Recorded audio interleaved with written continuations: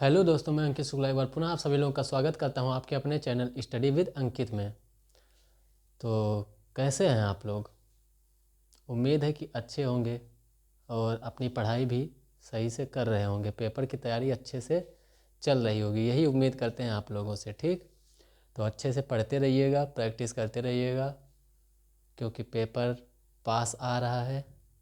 अब ज़्यादा दिन बचे नहीं हैं, 4 तारीख हो गई आज, बस 3 दिन और 8 तारीख को तो आपका पेपर ही है ना। तो इसलिए पढ़ाई को और जोर कर दीजिएगा। ठीक तो हम लोग आज भी भैया प्रैक्टिस करने वाले हैं। मैथ के कुछ क्वेश्चंस हैं, मिक्स क्वेश्चंस हैं, जिसमें कि हैं एलसीएम एचसीएफ के, और त्रिभुज आयत के भी 1-2 मिल सकते हैं देखने को, और है समरूपता का। तो ये सारे क्वेश्चंस लेके आया हूँ आज मैं, तो इन्हीं को प्रैक्टिस करेंगे। ठीक है, 1-2 क्वेश्चन हो सकता है अलजेब्रा से भी दिख जाएं, हो सकता है अगर मैं वहाँ तक पहुँचा तो।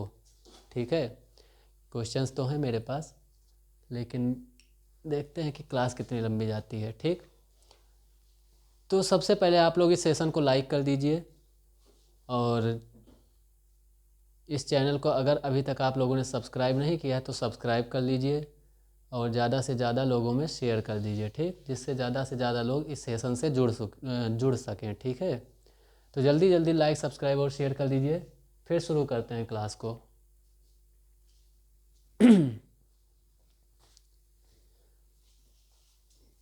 तब तक हम देख लें बोर्ड वोर्ड दिख रहा है कि नहीं दिख रहा है।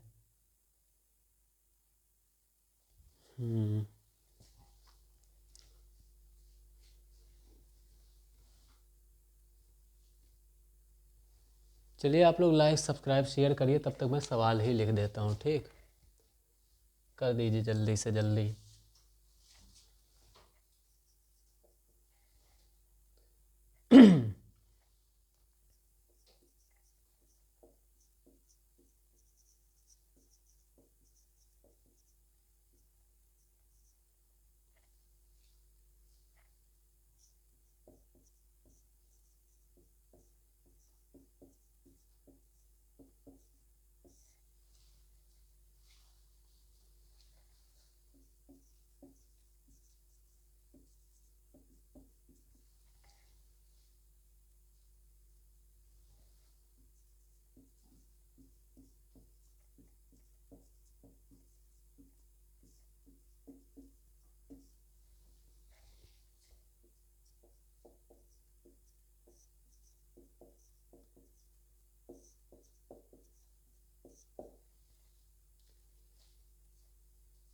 यदि आयत की लंबाई 48 सेंटीमीटर है तो चौड़ाई बताओ।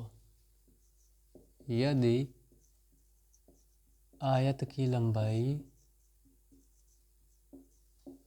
कितनी है? 48 सेंटीमीटर है तो चौड़ाई बताओ किसकी? आयत की।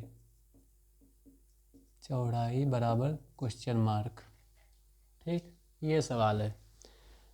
तो लाइक सब्सक्राइब शेयर कर दिया सब लोगों ने? बिना लाइक करे कोई मत जाया करिए भाई, ठीक है, क्योंकि व्यूज़ तो जाते हैं लेकिन लाइक मिल नहीं पाता है, बीच में रह जाता है। तो इसलिए कम से कम लाइक तो कर ही दिया करिए, है ना। तो चलिए भाई सवाल देखते हैं क्या है। एक त्रिभुजाकार तार का परिमाप 144 सेंटीमीटर है। इसे मोड़कर एक आयत बनाया गया। यदि आयत की लंबाई 48 सेंटीमीटर है तो चौड़ाई ज्ञात करो। चौड़ाई क्या होगी? किसकी? आयत की। तो इसमें दिया क्या है? त्रिभुजाकार तार का परिमाप। क्या दिया है? त्रिभुजाकार तार का परिमाप। तो त्रिभुजाकार तार का परिमाप आपको दिया है कितना? त्रिभुजाकार तार का परिमाप बराबर 144 सेंटीमीटर है। ठीक, और इसी तार को क्या कर दिया गया है? मोड़कर आयत बनाया गया है। तो जब तार यही है तो आयत का भी परिमाप कितना होगा? 144 सेंटीमीटर ही होगा, क्योंकि ये किसके बराबर होगा? आयत के परिमाप के बराबर होगा। तो इधर लिख देते हैं बराबर आयत का परिमाप।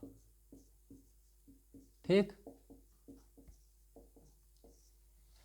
अब देखिए क्या है, और क्या दी हुई है आपको, आयत की लंबाई दी है 48 सेंटीमीटर। क्या दी है, लंबाई दे दी गई है आपको आयत की 48 सेंटीमीटर।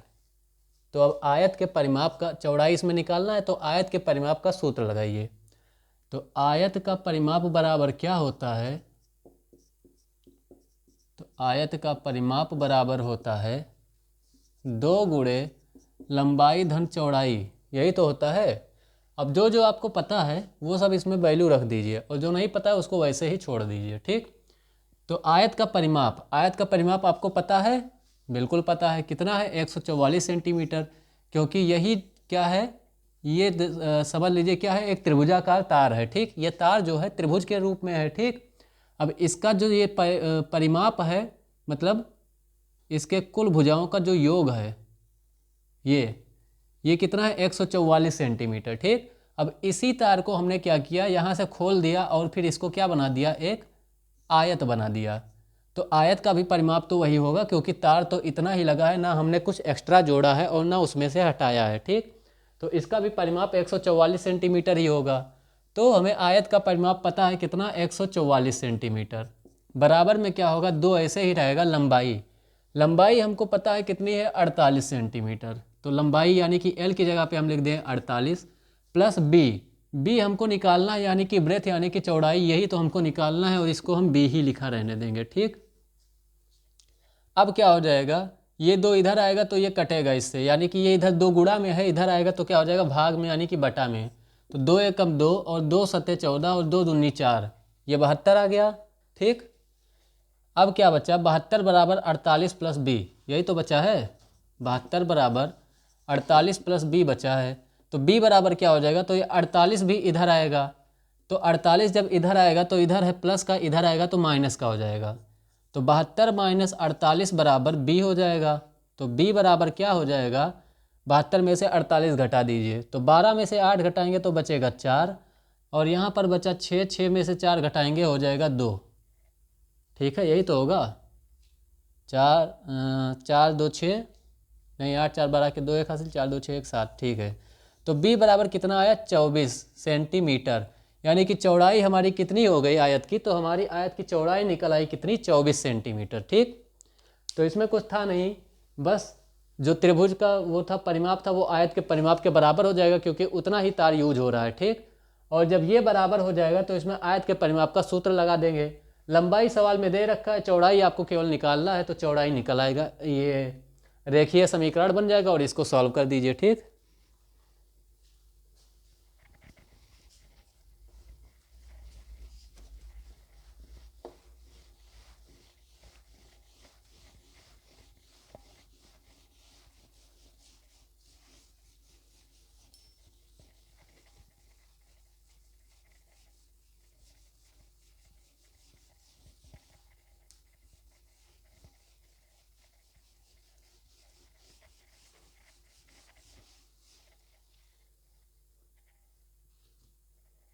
अगला सवाल देखिए, अगला सवाल क्या है, एक चतुर्भुज का एक विकर्ण 54 सेंटीमीटर है। एक चतुर्भुज का एक विकर्ण 54 सेंटीमीटर है, ठीक है, तथा उस पर सम्मुख शीर्ष से डाले गए लंब की लंबाई, तथा उस पर सम्मुख शीर्ष से डाले गए लंब की लंबाई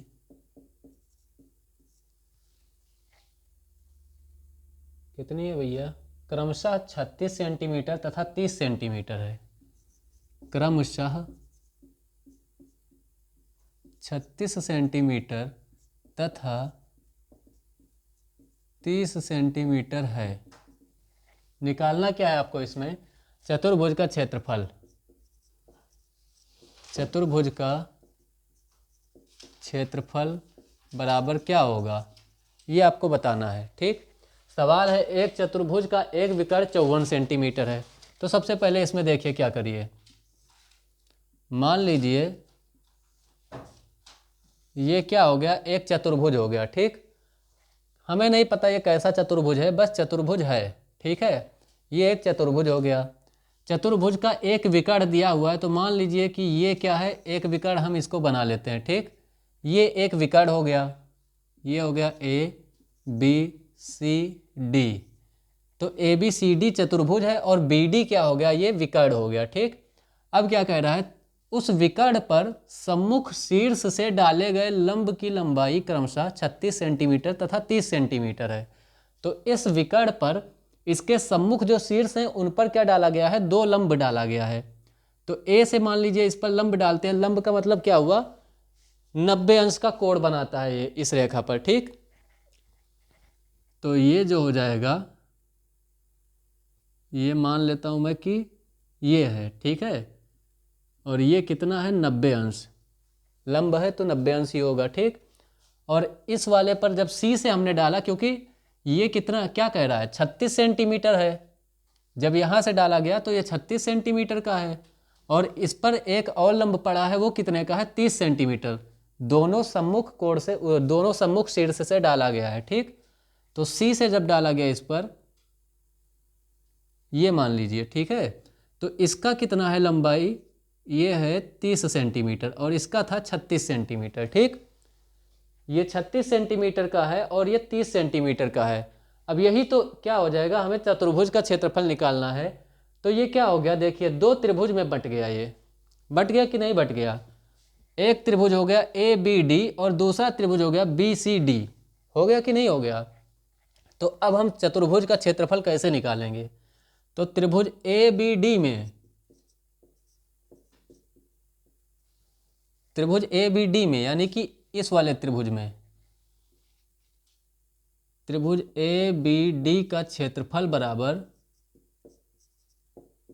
क्या हो जाएगा, 1/2 गुणे आधार गुणे ऊंचाई, यही तो होगा।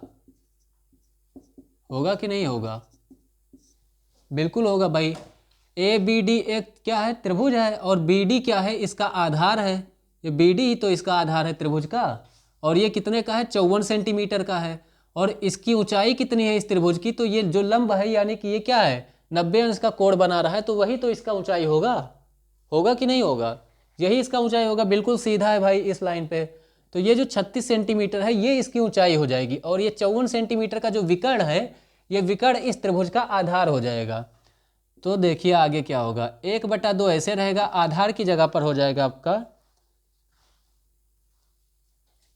आधार की जगह पे हो जाएगा आपका 54 सेंटीमीटर और ऊंचाई हो जाएगी इसकी 36। 2 एकम 2, 2 18 में 36, तो इसका कितना आ जाएगा क्षेत्रफल, 18 चौक 72 के 2, 7 हासिल, 18 पंचे 90 और 7 97, 972 सेंटीमीटर स्क्वायर त्रिभुज ए बी डी का क्षेत्रफल। इसी तरीके से त्रिभुज बी सी डी का भी क्षेत्रफल निकालेंगे। तो त्रिभुज बी सी डी का क्षेत्रफल क्या हो जाएगा, बराबर, अब 1/2 आधार गुणे ऊंचाई होता है, तो उसी सूत्र में इसको रख देंगे। तो 1/2 तो ऐसे ही रहेगा, आधार इसका कितना है, तो आधार एक ही है दोनों का, यही तो आधार है। इस पर इस वाले त्रिभुज का क्या था, लंब था, और इसी आधार पर ये वाला भी त्रिभुज बना है।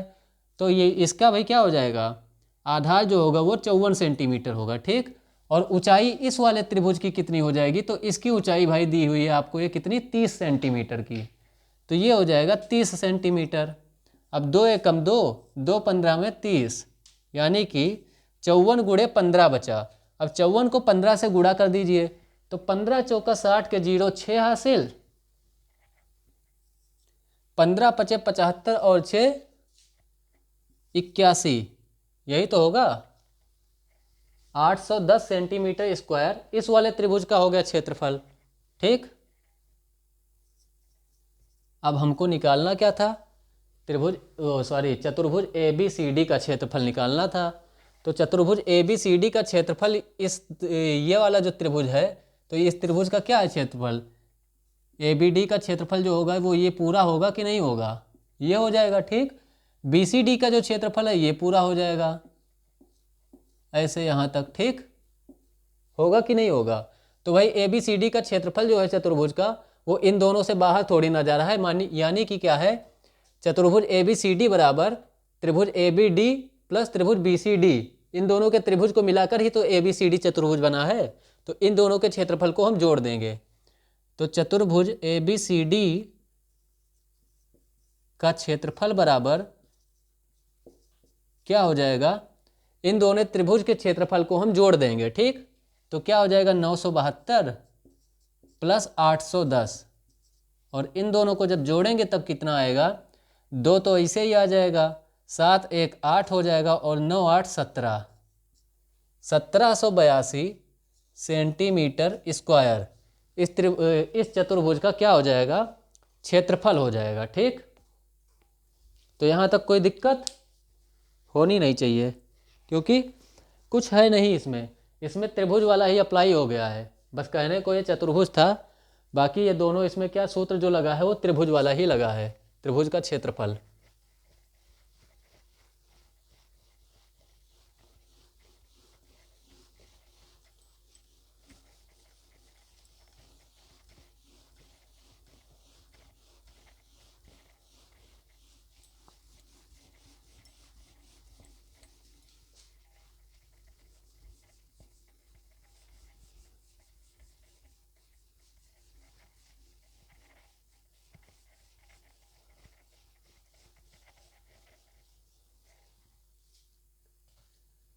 अगला सवाल देखिए, अगला सवाल क्या है भैया, दो संख्याओं का लासा, दो संख्याओं का लासा 252 तथा मासा 9 है।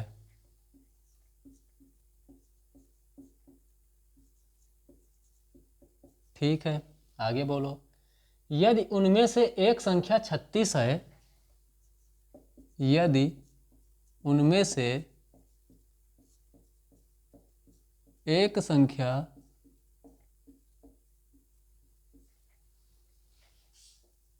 36 है तो दूसरी संख्या ज्ञात कीजिए। तो दूसरी संख्या ज्ञात कीजिए।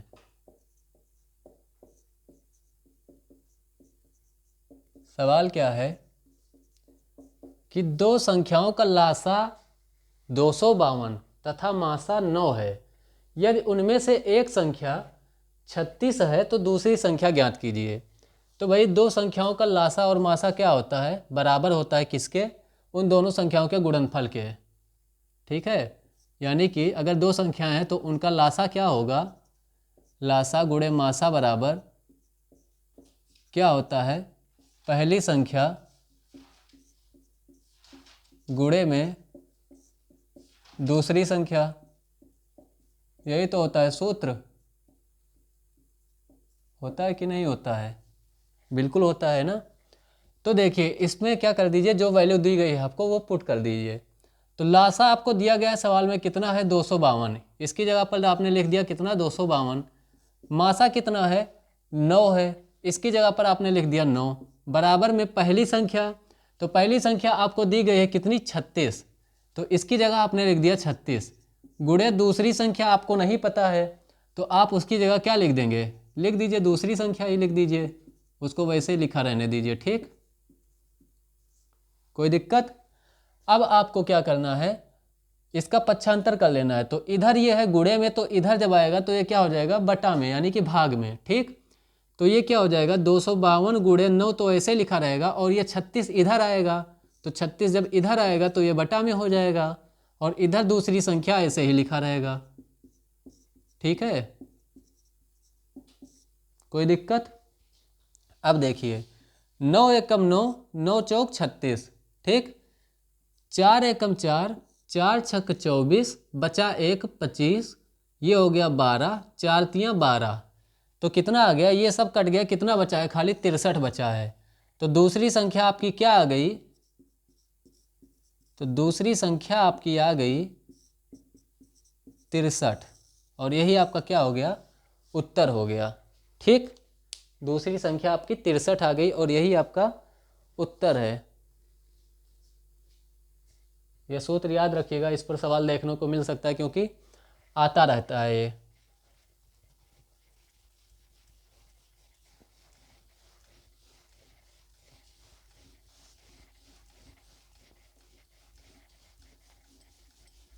इस तरह से भी दे सकता है कि दो संख्याओं का गुणनफल ये है, उनका लासा ये है, तो मासा निकालो। तो गुणनफल की जगह ये पूरा चीज़ दे दिया जाएगा, ठीक, और लासा आपको दे दिया जाएगा, तो इसका पक्षांतर करके आप क्या निकाल देंगे, मासा निकाल देंगे। ठीक है, गुणनफल बटा लासा हो जाएगा तो मासा आ जाएगा।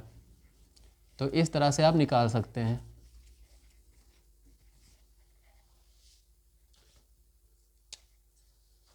अगला सवाल देखिए,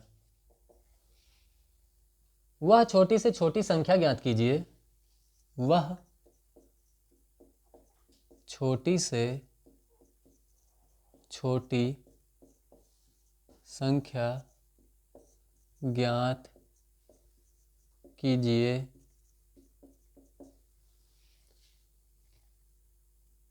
जिसमें से 7 घटाने पर, जिसमें से 7 घटाने पर क्या हो जाए, शेष बची संख्या, शेष बची संख्या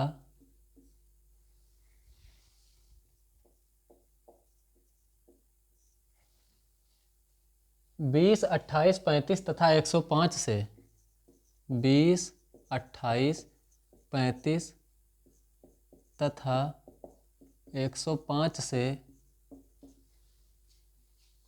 पूर्णतः विभाजित हो जाए, पूर्णतः विभाजित हो जाए। ये सवाल है। ठीक, सवाल तो समझ ही गए होंगे। इस तरह का तो हमने 2 क्लास पहले भी कराया था शायद, 2, हाँ, पिछले क्लास में, या फिर हो सकता है उससे एक पहले में कराया हो। ठीक, तो देखिए सवाल क्या है, वह छोटी से छोटी संख्या ज्ञात कीजिए जिसमें से 7 घटाने पर शेष बची संख्या 20, 28, 35 तथा 105 से पूर्णतः विभाजित हो जाए। तो क्या करेंगे इसमें, जल्दी से कमेंट करके बताइए क्या करेंगे, और उसके बाद में आंसर बताइए जल्दी से।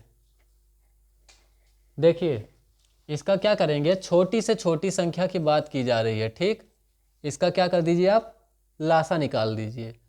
तो 20, 28, 35 और 105 का लासा निकालिए।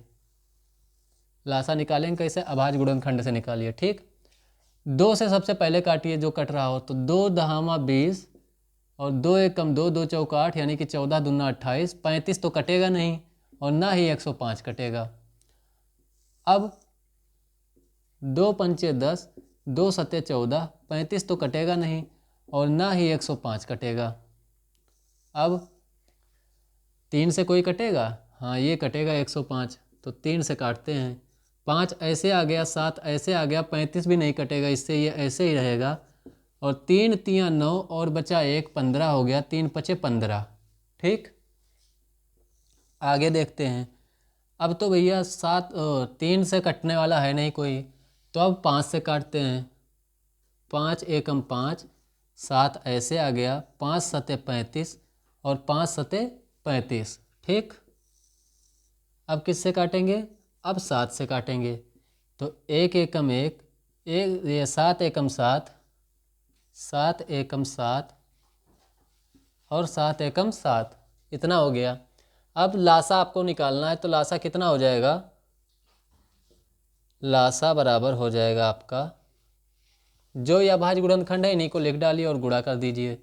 2 गुणे 2 गुणे 3 गुणे 5 गुणे 7, क्या है, 2 गुणे 2 गुणे 3 गुणे 5 गुणे 7। अब इसको गुणा करेंगे तो कितना आएगा,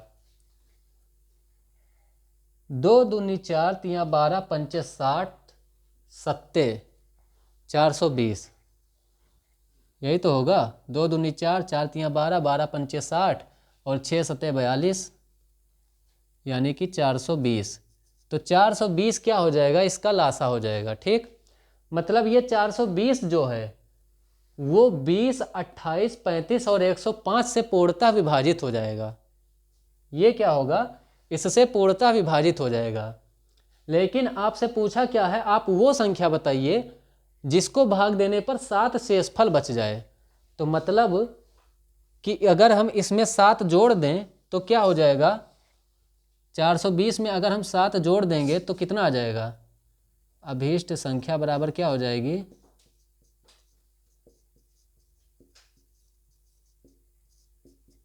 420 प्लस 7 बराबर कितना हो जाएगा, 427।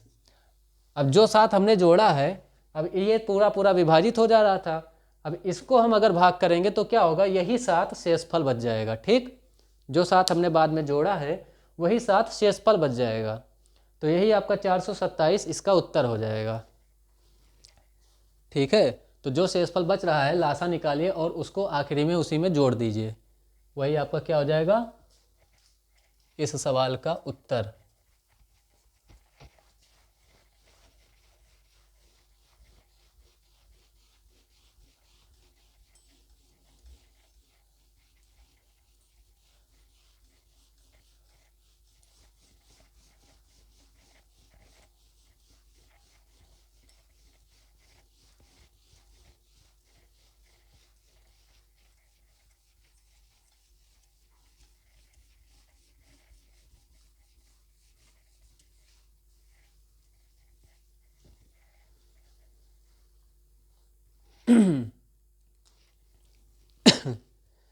अगला सवाल, दो संख्याओं का लासा 25, 20, दो संख्याओं का लासा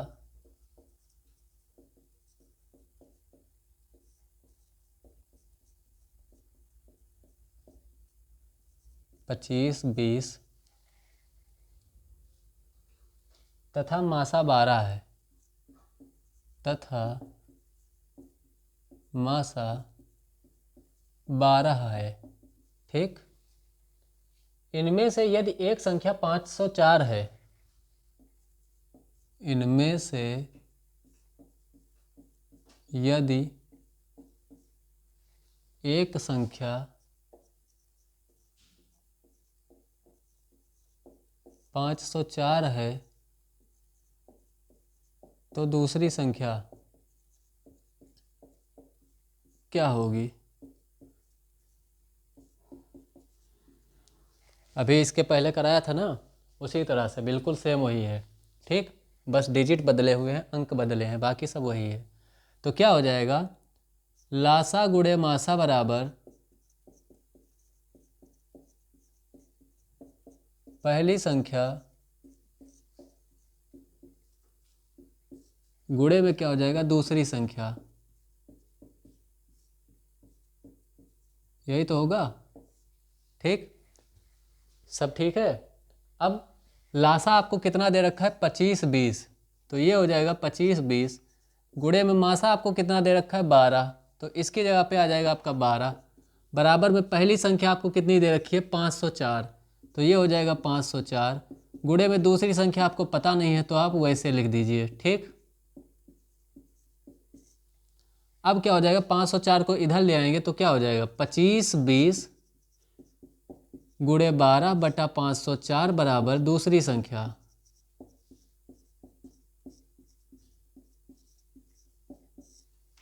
अब क्या ये कटेगा,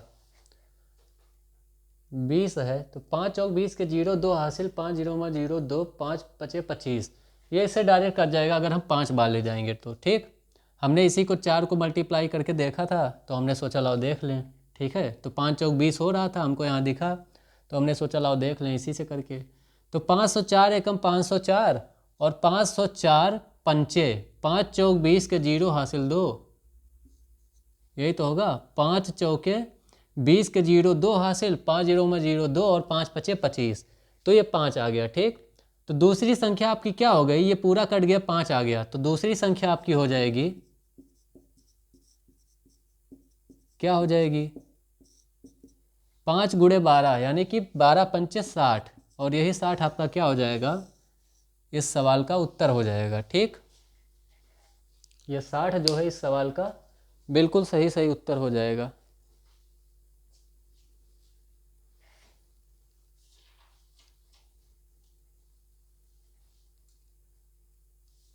समझे?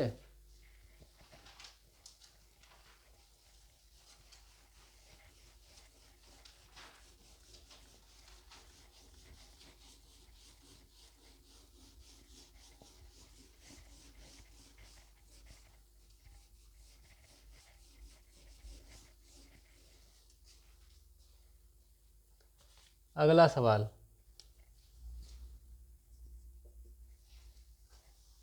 तीन विभिन्न चौराहों पर यातायात की बत्तियां, तीन विभिन्न चौराहों पर यातायात की बत्तियां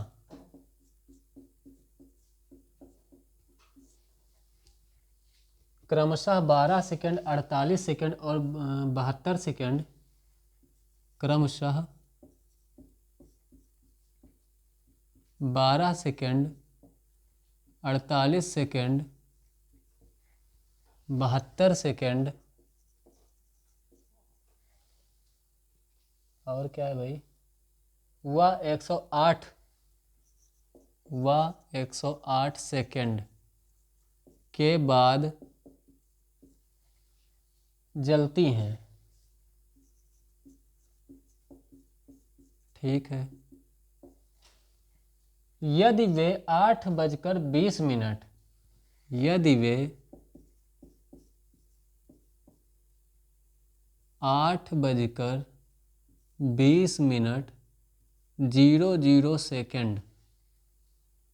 बजे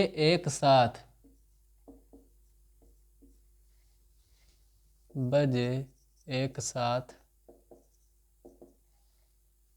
बदलें तो पुनः कितने बजे बदलेंगी, बदलें तो पुनः वे एक साथ कितने बजे बदलेंगी। यह है आपका सवाल। ठीक है, तीन विभिन्न चौराहों पर यातायात की बत्तियां क्रमशः 12 सेकंड, 48 सेकंड, 72 सेकंड और 108 सेकंड के बाद जलती हैं। यदि वे 8:20 बजे एक साथ बदलें तो पुनः वे एक साथ कितने बजे बदलेंगी, ये सवाल है। तो क्या करेंगे इसमें, तो भैया इसमें भी क्या करेंगे, हम लासा निकाल देंगे। किसका, 12, 48, 72 और 108 का। ठीक, तो निकालते हैं लासा। जब इस तरह का सवाल आपको दिखे कि वे इतने बजे एक साथ बदली थी, कितने बजे बदलेंगी एक साथ, तो यहाँ पर भी लासा ही निकलेगा। अगर इतनी घंटियाँ हैं एक साथ इतने बजे बजी थी तो दोबारा वो कितने बजे बजेंगी, तो इसमें भी क्या होगा, लासा निकलेगा। ठीक है, तो इस तरह के सवालों में लासा निकलेगा। और जो आएगा लासा निकालने पर, अगर मिनट में है तो मिनट में आएगा, अगर सेकंड में ये टाइम दिया हुआ है जिसका हम लासा निकाल रहे हैं, अगर ये सेकंड में सब दिया रहेगा तो सेकंड में आएगा, तो उसको उस हिसाब से कन्वर्ट करके इसमें जोड़ देना रहता है। बस इतना सा इसका काम है। ठीक, तो 12, 48, 72 और 108 का लासा निकाल दीजिए। निकालते हैं भैया, काहे परेशान हो। 2 छक 12, 2 24 या 48, 36 दूना 72 और 2 पंचे 10, 2 चौका 8, 54 दूना 108। फिर 2 तिया 6, 12 दूना 24, ये क्या हो जाएगा, 18 दूना 36 और 27 दूना 54। फिर 2 से काटते हैं, 3 तो ऐसे ही रहेगा। हाँ, 3 तो ऐसे ही रहेगा। 2 छके 12, 2 नवा 18, 27 ऐसे ही रहेगा। ठीक, फिर 2 से काटते हैं, 3 ऐसे ही रहेगा, 2 तिया 6 हो जाएगा, 9 ऐसे रहेगा और 27 ऐसे रहेगा। ठीक, फिर अब किससे काटें, तो अब 3 से काटेंगे। तीन एकम तीन, तीन एकम तीन, तीन तिया नौ, तीन नवा 27। फिर किससे काटें हम? फिर 3 से काटेंगे, 3 से कट रहा है अभी। तो एक यहाँ है, एक यहाँ है, तीन एकम तीन, तीन तिया नौ, और फिर एक बार 3 से काट दें तो इसका काम खत्म, स्वाहा। ठीक, इतना हो गया। अब इसमें क्या करना है, इसको क्या करते हैं, लासा निकालना था, तो लासा के लिए ये जो जितने गुणनखंड हैं इन सबको गुणा कर लीजिए। ठीक, तो लासा बराबर क्या हो जाएगा, तो लासा बराबर हो जाएगा, क्या हो जाएगा, 2 दूनी 4, दूनी 8, दूनी 16, 16 ये हो गया, 3 तिया 9, तिया 27, यानी कि 16 गुणे 27 में डायरेक्ट इसको लिख ले रहा हूँ। ठीक है, अब ये क्या हो जाएगा, 16 सत्ते 112, 112 के 2 हासिल आया 11, 16 दूना 32, 10 42 और 1 43, यानी कि 432 सेकेंड आया है। क्या आया है, 432 सेकेंड इसका आया है लासा। ठीक, इसका लासा आया है 432 सेकेंड। अब हमें बताना ये है कि 8:20 पर वो बजा था, अब कितने बजे बजेगा। तो इसको मिनट में कन्वर्ट करते हैं, तो मिनट में जब कन्वर्ट करेंगे तब क्या होगा, तो 432 को 60 से भाग दे दो, कितनी बार जाएगा, 5 छक 30, 6 छक्का 36, 7 छक्का 42, 8 छक 48 हो जा रहा है ज़्यादा, तो 7 बार ले जाइए। ठीक है, 60 एकम 7 और 60 सत्ते कितना हुआ, 60 सत्ते 420, बचा कितना, 432 माइनस 420, यानी कि 12 बचा। तो 12 जो बचा वो क्या हो जाएगा, इसको सही भिन्न के रूप में लिख दीजिए। तो क्या हो जाएगा, 7 बार तो ये गया है और 12 आपका बचा है शेषफल, बटे में हो गया 60। ठीक, यही तो आया।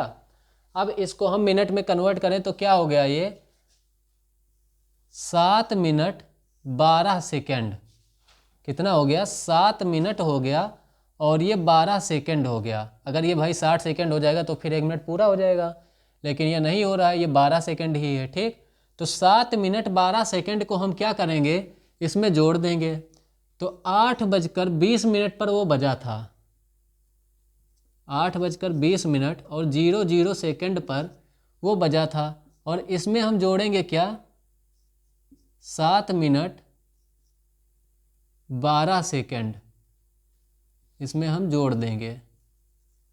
ठीक है, 7 मिनट 12 सेकेंड, या फिर ऐसे ही लिख लीजिए, 7 मिनट और 12 सेकेंड हम क्या करेंगे, इसको इसमें जोड़ देंगे, तो ये कितना हो जाएगा, तो ये 8 तो ऐसे रहेगा ही, 20 और 7 कितना हो गया, 27, यानी कि 8:27 पर, और सेकंड की जगह यहाँ पर 00 है तो ये 12 इसमें जुड़ जाएगा, तो कितना हो जाएगा, 12 सेकेंड। तो इतने बजे ये बत्तियाँ दोबारा एक साथ जलेंगी। समझ आया, यही आपका क्या हो जाएगा, सही उत्तर हो जाएगा।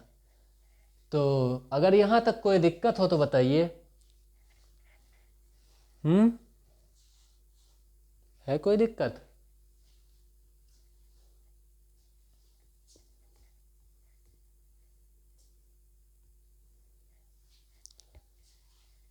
तेरे बिना जीना क्या, तेरे बिना जीना क्यों,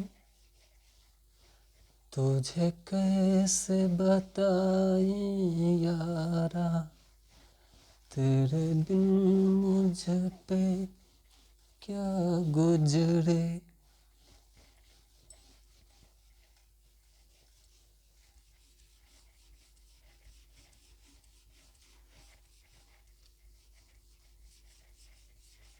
लासा मसा वाला तो सवाल ही नहीं ख़त्म हो रहा है आज।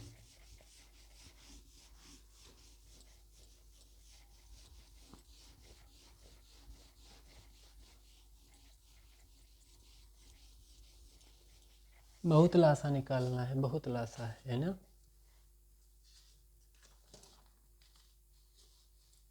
अगला का है, लो अगला सवाल फिर इसी का है। क्या है, 3 घंटियां क्रमशः, क्या है, 3 घंटियाँ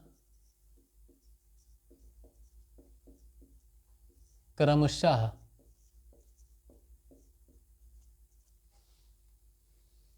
10, 12 व 18 मिनट के 10, 12 व 18 मिनट, ये सब मिनट है, ठीक है। 10 मिनट, 12 मिनट व 18 मिनट के अंतराल में बजती हैं, के अंतराल पर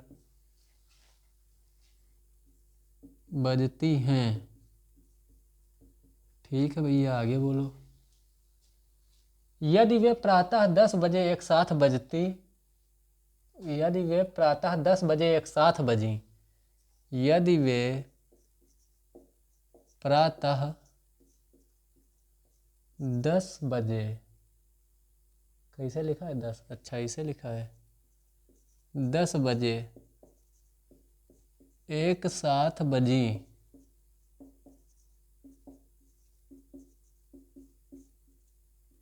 तो वे फिर एक साथ कब बजेंगी, तो वे फिर एक साथ कब बजेंगी।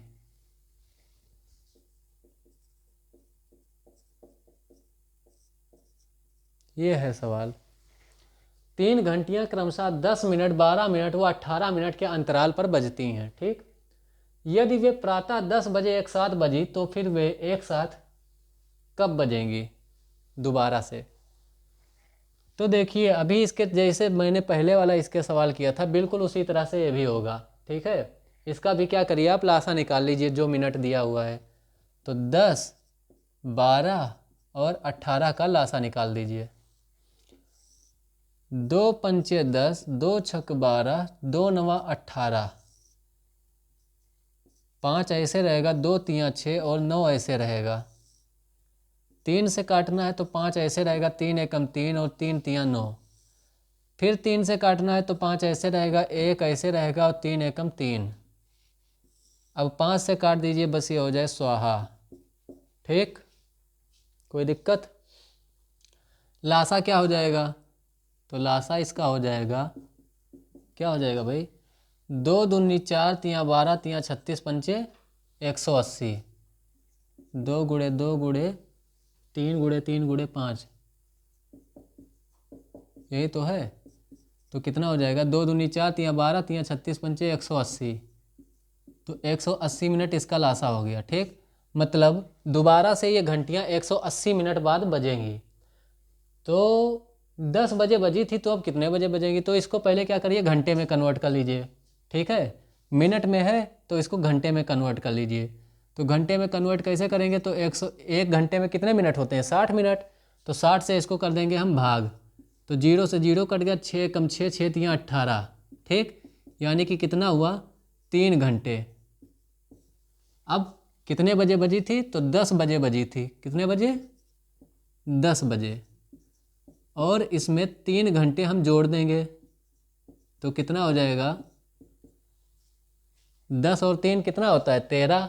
यानी कि 12 हो गए, दो ये प्रातः का 10 बजे है, तो प्रातः के 10 बजे के बाद फिर प्रातः दोपहर के 12 बजेंगे, तो 2 घंटे हो गए, और 1 घंटे और, यानी कि 12 के बाद 1 बजे, तो दोपहर के 1 बजे, कितने बजे, दोपहर के 1 बजे, ठीक। यही आपका क्या हो गया, उत्तर हो गया, ठीक है। ठीक ही है।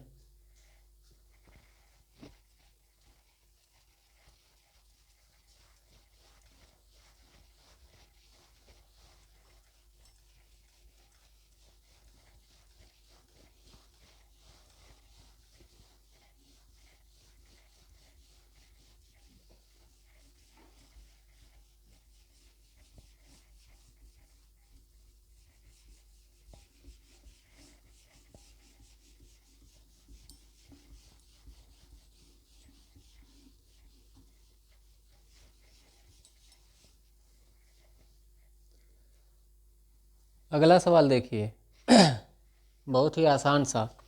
X square minus 10x plus 25 का गुणनखंड करो। कह दीजिए बहुत देर बाद आया है, एक अच्छा सा सवाल है ना। X square minus 10x plus 25 का गुणनखंड करो।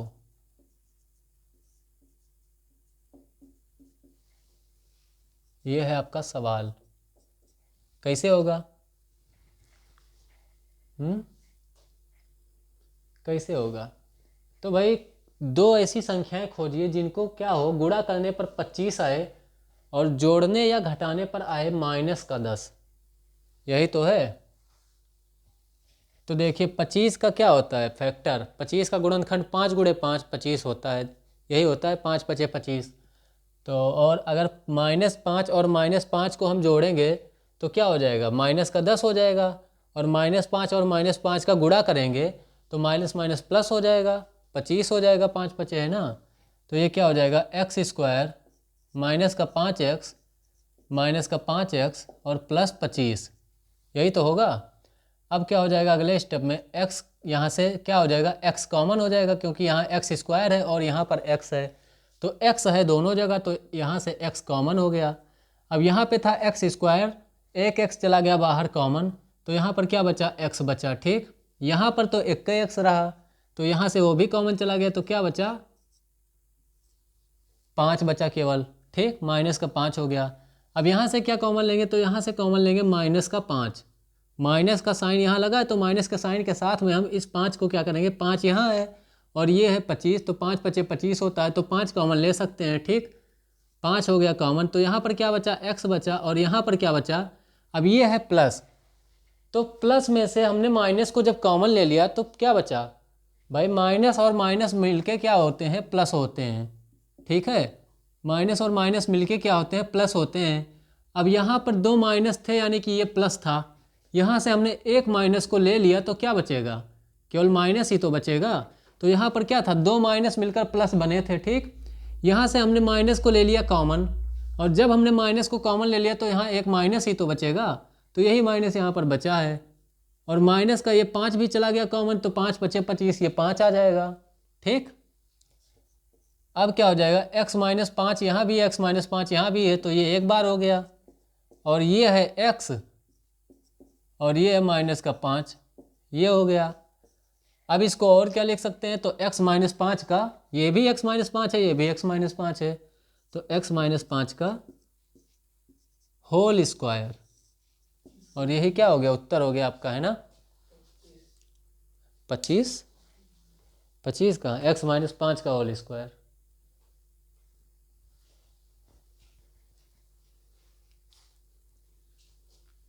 ठीक है,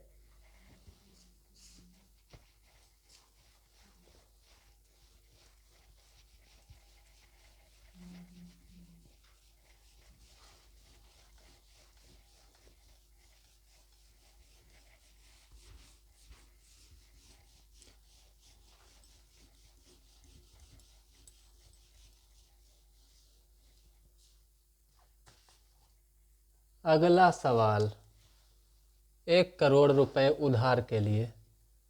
सवाल क्या है, 4x माइनस 13 बटे में क्या है, बटे में है 7x माइनस 5 बराबर क्या है, -2/4। इसको आपको हल करना है। ठीक, तो कैसे हल करेंगे, तो भैया बीच में बराबर लगा हुआ है ना, बीच में क्या लगा है, बराबर लगा है, तो बराबर लगा है तो इसको तिरछा गुणा कर दो, ऊपर का इसका और इसके इससे। ठीक, तो 4 से इसको गुणा करेंगे और इससे इसको गुणा करेंगे -2 से, है ना। अब करते हैं गुणा, देखते हैं क्या होता है। तो 4x माइनस 13 और ये गुणा होगा इस 4 से। ठीक, और ये क्या है, 7x माइनस 5, बराबर का चिन्ह लगा के 7x माइनस 5, और इसको किससे गुणा करना है, तो इसको करना है इस -2 से। ठीक, अब करते हैं गुणा, अभी तो हमने लिखा है गुणा, तो अब करेंगे, है ना। तो इससे इसमें भी गुणा होगा और इससे इसमें भी गुणा होगा। ठीक है, इससे इसमें भी गुणा होगा और इससे इसमें भी गुणा होगा, क्योंकि ब्रैकेट के बाहर अगर कोई ये लिखा हुआ है गुणा के रूप में, तो उससे अंदर ब्रैकेट के जितने भी रहेंगे, जितने पद रहेंगे, उन सब में गुणा होगा। ठीक, अब करते हैं गुणा। तो 4 चौक होता है 16 और x ऐसे ही आ जाएगा, माइनस प्लस हो जाएगा माइनस ही, और 13 चौका हो जाएगा 52। बराबर में क्या होगा, माइनस प्लस ये क्या हो जाएगा, माइनस हो जाएगा 2 सत्ते 14x, और माइनस माइनस क्या हो जाएगा, प्लस हो जाएगा 2 पंचे 10। ठीक, अब क्या हो जाएगा, तो 16x तो ऐसे लिखा रहेगा, और ये माइनस का 14x इसको हम ले आएंगे इधर, तो इधर है माइनस का, इधर आएगा तो क्या हो जाएगा, प्लस का। अब इधर है प्लस का 10, और इस 52 को हम ले आएंगे इधर, तो ये 52 इधर है माइनस का, इधर आएगा तो क्या हो जाएगा, प्लस का। ठीक, अब क्या हो जाएगा, 16 और 14 को हम जोड़ देंगे, क्योंकि क्या है, ये सजातीय पद है कि नहीं है। 16x और 14x दोनों क्या हैं, सजातीय पद हैं, यानी कि एक ही तरह के हैं, जुड़ जाएंगे, तो जोड़ देंगे हम इनको। तो 16 में जब 14 को जोड़ेंगे तो क्या बचेगा, 16 4 क्या हो जाएगा, बचेगा नहीं, क्या हो जाएगा, तो 16 4 20 और 10 30, 30 हो गया, और x ऐसे ही आ जाएगा। बराबर में ये क्या हो जाएगा, 52 और 10 62। ठीक, अब क्या हो जाएगा, तो x बराबर हो जाएगा, अब ये 30 इधर है गुणे में, और जब ये इधर आएगा तो क्या हो जाएगा, भाग में, यानी कि बटा में, तो 62 बटा 30, और 15 दूना 30 और 31 दूना 62, यही तो हुआ। हाँ, यही हुआ। ठीक, तो x बराबर आपका कितना आ गया, x बराबर आपका आ गया 31 बटा 15, और यही आपका हो गया उत्तर। ठीक है तो इस तरह का अगर समीकरण आता है तो आप सॉल्व कर लेंगे, कुछ है नहीं इसमें। ठीक है, बस साइन का ध्यान रखिएगा, साइन में कहीं गड़बड़ ना होने पाए। ठीक है, साइन का ध्यान रखिएगा, और इस तरह से अगर आता है तो आप ऐसे सॉल्व कर दीजिएगा। नॉर्मल समीकरण तो आप सब सॉल्व ही कर देंगे, है ना, तो इसमें ज़्यादा कुछ है नहीं। अगर जोड़ने वाला भी आएगा तो आप इस तरह से जोड़ देंगे, घटाने में भी समीकरण वाला घटा देंगे, और अगर कोई दिक्कत हो तो जो हमने व्यंजक वाला पढ़ाया था, बीजीय व्यंजकों का जोड़ घटाना ये सब, उसको एक बार देख लीजिएगा फास्ट करके, है ना, थोड़ा सा स्पीड बढ़ा करके देख लीजिएगा तो रिवीजन हो जाएगा थोड़ा सा। उसमें हमने बहुत अच्छे से, मतलब बहुत काफ़ी डीपली एक्सप्लेन किया था, लग रहा था जैसे एकदम बच्चों को सिखा रहे हैं। तो अगर अच्छे से मतलब देखना हो, पढ़ना हो, सीखना हो तो उसमें देख लीजिएगा, अगर आता है तो कोई बात ही नहीं है। ठीक, अगला सवाल है, दो समरूप त्रिभुजों, त्रिभुज ABC और त्रिभुज PQR में, लो आ गया, दो समरूप त्रिभुजों, या त्रिभुज ही लिख देते हैं, त्रिभुजों, त्रिभुज ABC और त्रिभुज PQR में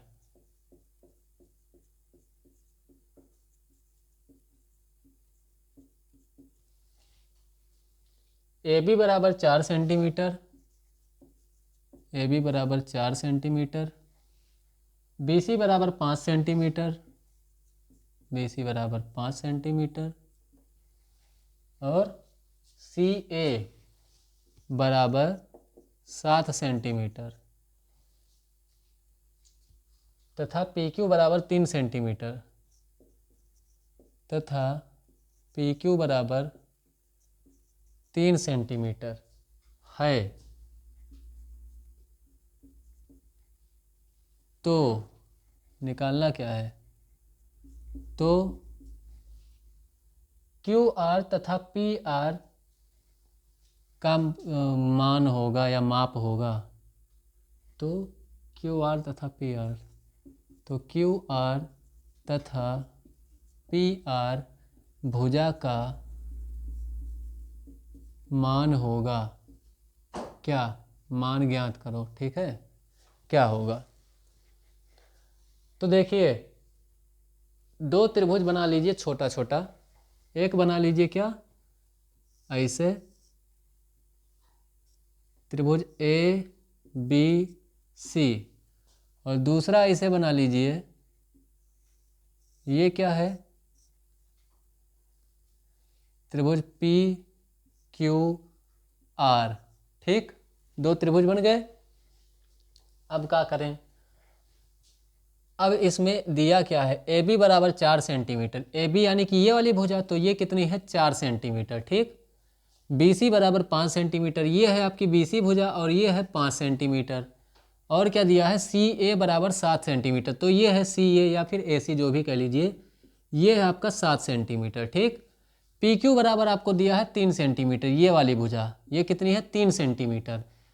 क्यू आर और पी आर, ये दोनों भुजा आपको निकालनी है। ठीक, और इसमें क्या दे रखा है, एक सबसे बड़ी चीज़ जो आपको इसमें दे रखा है कि ये दोनों त्रिभुज क्या हैं, समरूप हैं। मतलब क्या है कहने का, कि त्रिभुज ए बी सी जो है वो समरूप है किसके, त्रिभुज पी क्यू आर के, ये दे रखा है। ठीक, अब कह दो ये दे रखा है, तो इससे हमें क्या पता चलता है, इसका हमें क्या लाभ मिलेगा, है ना? तो देखिए, अगर दो त्रिभुज समरूप हैं तो क्या होगा, उनकी जो भुजाएं हैं उनका अनुपात क्या होगा, बराबर होगा। कह दो मतलब, तो इसका मतलब ये है कि इनकी भुजाएं क्या है, संगत भुजाएं जो होंगी उनका अनुपात बराबर होगा। अब ए बी है, ठीक, ए बी है, ए बी की संगत भुजा क्या है, पी क्यू। ए बी की संगत भुजा क्या है, पी क्यू है। ठीक, बराबर में ये किसके बराबर होगा, इसका अनुपात बी सी, बी सी की संगत भुजा क्या है, क्यू आर। ठीक, बी सी बटा क्यू आर, और ए सी की संगत भुजा क्या है, पी आर। ठीक, ये दोनों त्रिभुज बिल्कुल एक ही जैसे हैं। हो सकता है मेरे बनाने में कोई दिक्कत हो, लेकिन ऐसा मान लीजिए, ठीक है, कि ये दोनों त्रिभुज बिल्कुल एक ही जैसे हैं। अगर इनकी संगत भुजाएं क्या हैं, इसकी संगत भुजा ये है, इसकी संगत भुजा ये है, इसकी संगत भुजा ये है, तो मतलब क्या है कि ये दोनों त्रिभुज देखने में बिल्कुल एक ही जैसे हैं, बस डिफरेंस क्या है, इनके साइज का। ठीक, और इसीलिए इनका अनुपात क्या है, बराबर है, इनके भुजाओं का अनुपात। ठीक, तो क्या है, तीसरा क्या है भुजा, ए सी, या फिर सी ए लिख देते हैं। ठीक, सी ए बराबर क्या हो जाएगा, सॉरी, सी ए बटा क्या हो जाएगा, आर पी, यही तो है, या फिर पी आर ही लिख दो, सी ए सी बटा पी आर। तो ये क्या है, इनकी संगत भुजाओं के क्या हैं, अनुपात हैं। ठीक, तो ये क्या है, देखिए, ये वाला भुजा क्या है, इसका अनुपात इसके अनुपात के बराबर है, और इसका अनुपात इसके अनुपात के बराबर है। मतलब क्या है, तीनों के आपस में बराबर हैं, और इसका इसके बराबर हो जाएगा। ठीक, हो गया। इसमें एक चीज और बराबर होता है, क्या, दोनों त्रिभुजों के परिमाप का अनुपात भी इन भुजाओं के अनुपात के बराबर होता है। तो त्रिभुज ए बी सी का परिमाप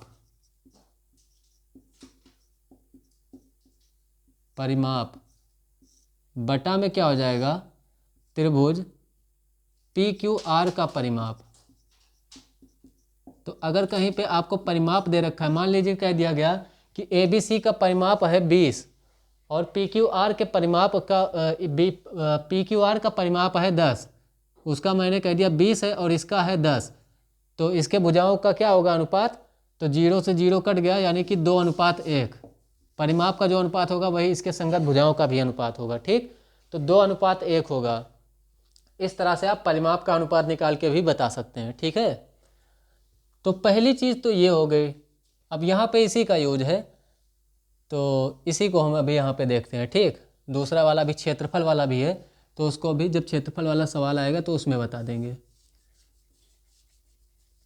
तो अगर दो त्रिभुज समरूप दिए हैं तो उनके भुजाओं का अनुपात आपस में बराबर होगा, संगत भुजाओं का अनुपात। ठीक, उनके संगत भुजाओं का अनुपात आपस में बराबर होगा, और उनके संगत भुजाओं का अनुपात उनके परिमाप के अनुपात के भी बराबर होगा। ठीक, ये इतनी बात है। अब देखिए आपको इसमें क्या निकालना है। सबसे पहले मान लीजिए कि क्यू आर भुजा निकालनी है। क्या निकालनी है? क्यू आर भुजा। ठीक, आपको दिया क्या है, अब आप इसको ले लीजिए। इस वाले में क्या है, ए बी आपको पता है यहाँ से, पी क्यू आपको पता है यहाँ से, बी सी आपको पता है यहाँ से, केवल क्यू आर नहीं पता है। ठीक, तो इतने को लेंगे अगर हम तो हमें क्या मिल जाएगा, क्यू आर मिल जाएगा आराम से। ठीक, तो ठीक है, देखते हैं वैल्यू पुट करते हैं। तो ए बी का मान कितना है, 4 है। तो 4 बटे में पी क्यू की जगह पे हम क्या रखेंगे, 3। ये बराबर हो जाएगा किसके, बी सी का मान है 5 बटे में क्यू आर हमको निकालना है, तो उसको वैसे ही रहने देंगे। ठीक, इसका तिरछा गुणा हो जाएगा, जैसे अभी हमने पिछले सवाल में इक्वेशन किया था, इक्वेशन वाले में। तो ये क्या हो जाएगा, 4 क्यू आर बराबर में क्या हो जाएगा, 3 पचे 15। इसका इससे गुणा हुआ और इसका इससे गुणा। अब हमें निकालना है क्यू आर। 4 है इधर गुणे में, यही तो है, और इधर जब आएगा तो क्या हो जाएगा, भाग में यानी कि बटा में। तो 15/4। अब देखते हैं, काट देते हैं, दशमलव में आएगा तो 4 एकम 4, 4 तियाँ 12, बचा 3, दशमलव लगाया हो गया 30, 4 सते 28, फिर 2 बचा यानी कि 20 हो गया, 4 पंचे 20। तो क्यू आर बराबर कितना आ गया, 3.75 सेंटीमीटर। ये आपको पता चल गया किसका मान, क्यू आर का। कितना है, 3.75 सेंटीमीटर सेंटीमीटर। ठीक, अब आपको क्या निकालना है, ए सी का पी आर का निकालना है। पी आर यानी कि ये वाली भुजा। तो अब क्या करेंगे, तो अब ए बी बटा पी क्यू को बराबर कर दीजिए किसके, ए सी बटा पी आर के। ठीक, तो ए बी बटा, क्योंकि अगर ये इसके बराबर है और ये इसके बराबर है तो ये कहीं ना कहीं इसके बराबर होगा, होगा कि नहीं होगा। ये इसके बराबर है और ये इसके बराबर है तो ये इसके बराबर भी तो होगा, यही तो होगा। अगर मैं कह दूं कि मेरी उम्र राम की उम्र के बराबर है और राम की उम्र श्याम की उम्र के बराबर है, तो मेरी उम्र इनडायरेक्टली कहीं ना कहीं श्याम के बराबर ही तो है। तो उसी तरह से ये इसके बराबर है और ये इसके बराबर है तो ये इसी के बराबर तो होगा। तो इसी तरह से क्या हो जाएगा, ए बी बटा पी क्यू बराबर क्या हो जाएगा, अब हमें पी आर निकालना है तो पी आर वाले को हम लेंगे। ठीक, तो पी आर इसी वाले में तो है, तो ए सी बटा पी आर हो जाएगा। तो क्या हो जाएगा, वैल्यू पुट करते हैं, ए बी का मान फिर वही हो जाएगा 4/3 बराबर में ए सी क्या हो जाएगा 7 और बटा में पी आर ऐसे ही रहेगा। ठीक, अब फिर वही हो जाएगा तो 4 पी आर हो जाएगा, ये तिरछा इसका भी गुणा होगा और इसका भी होगा। तो ये हो जाएगा 4 गुणे पी आर बराबर 3 सते 21 और पी आर बराबर क्या हो जाएगा 21/4। यहाँ तक दिख रहा है कि नहीं दिख रहा है, हाँ दिख रहा है। 21/4 यानी कि 4 एकम 4, 4 पंचे 20, दशमलव लगेगा, 1 बचेगा 10, 4 दूनी 8, 2 बचेगा 20, 4 पंचे 20। तो कितना आया 5.25, कितना आया 5.25 सेंटीमीटर आया पी आर भुजा का मान। ये है कितना 5.25 सेंटीमीटर। तो इस तरह से इन दोनों भुजाओं को हम निकाल सकते हैं। सवाल कोई भी हो, अगर आपको ये पता है कि ए बी बटा पी क्यू मतलब इनके जो संगत भुजाएं हैं इनका अनुपात क्या है, इन आपस में क्या होता है बराबर है, तो आप इससे निकाल सकते हैं इसको। ठीक, और अगर परिमाप आपको दिया है, आपसे भुजाओं का अनुपात पूछ रहा है, तो आप परिमाप का क्या कर देंगे, अनुपात कर देंगे और वही हो जाएगा किसका, भुजाओं का भी अनुपात। ठीक है, तो आप इस तरह के सवाल को आराम से हल कर सकते हैं इसका प्रयोग करके। ठीक, अगर त्रिभुज समरूप है तो उसके संगत भुजाओं का अनुपात बराबर होगा, यही इसका नियम है।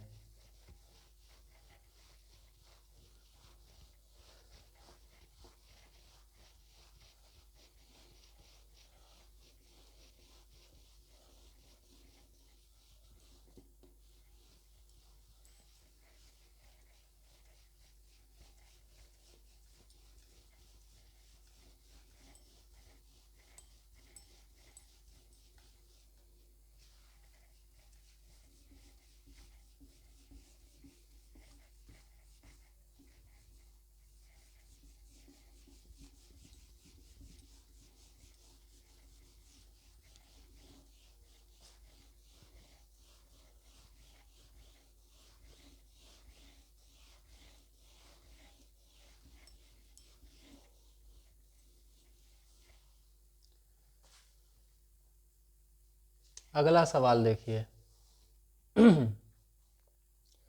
चित्र में त्रिभुज ABC और PQR समरूप हैं। चित्र में त्रिभुज ABC और त्रिभुज PQR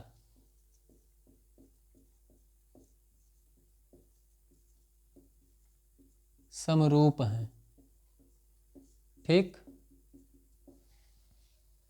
PQR की शेष भुजाएं ज्ञात कीजिए। त्रिभुज PQR की शेष भुजाएं ज्ञात कीजिए।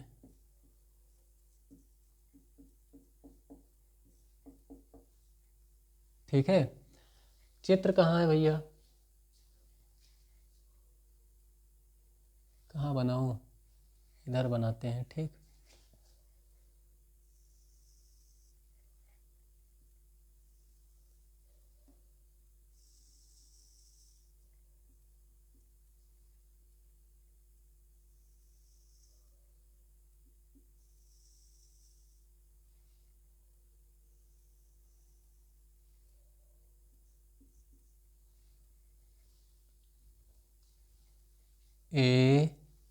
ABC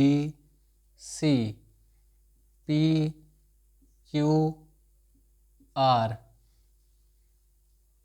ये आपको दे रखे हैं 3 सेंटीमीटर, ये आपको दे रखे हैं 6.5 सेंटीमीटर, ये आपको दे रखे हैं 5 सेंटीमीटर, और ये वाली भुजा आपको जो अंदर वाला है QR भुजा ये दे रखे हैं 2.5 सेंटीमीटर।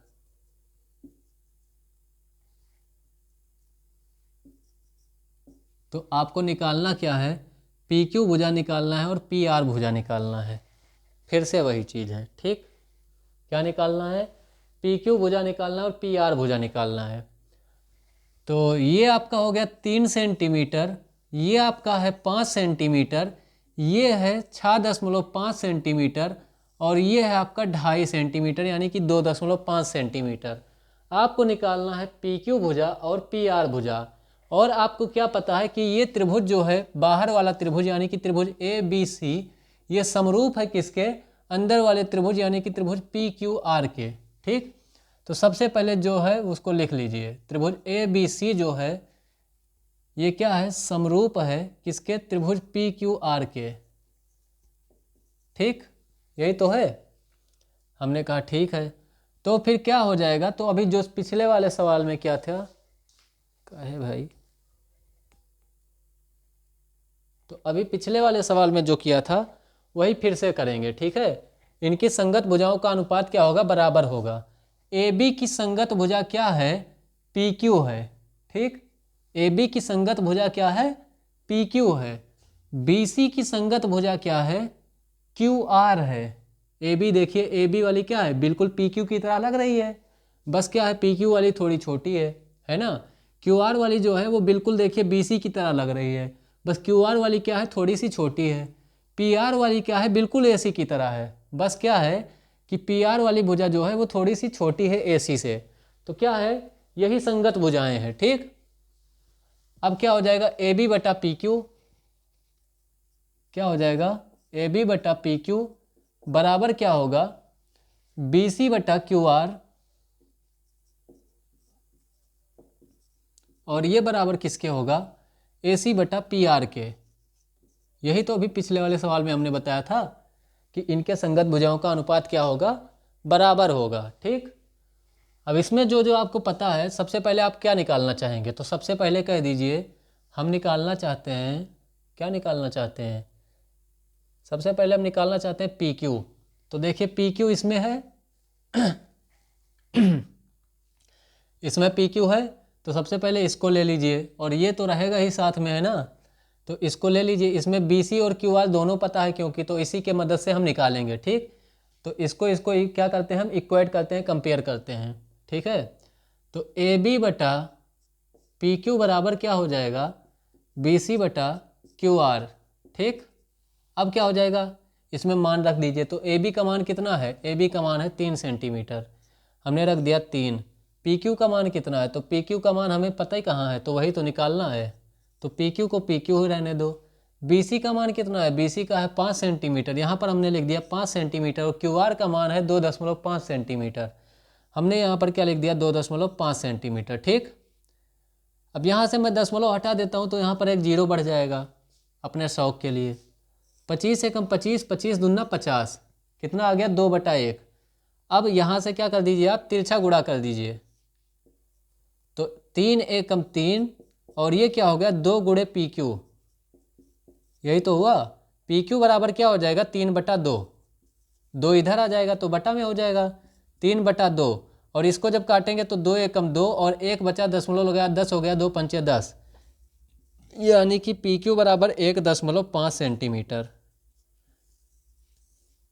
पी क्यू बराबर क्या आया 1.5 सेंटीमीटर, ये आ गया आपका। अब कौन सा निकालना है, अब हमको पी आर निकालना है।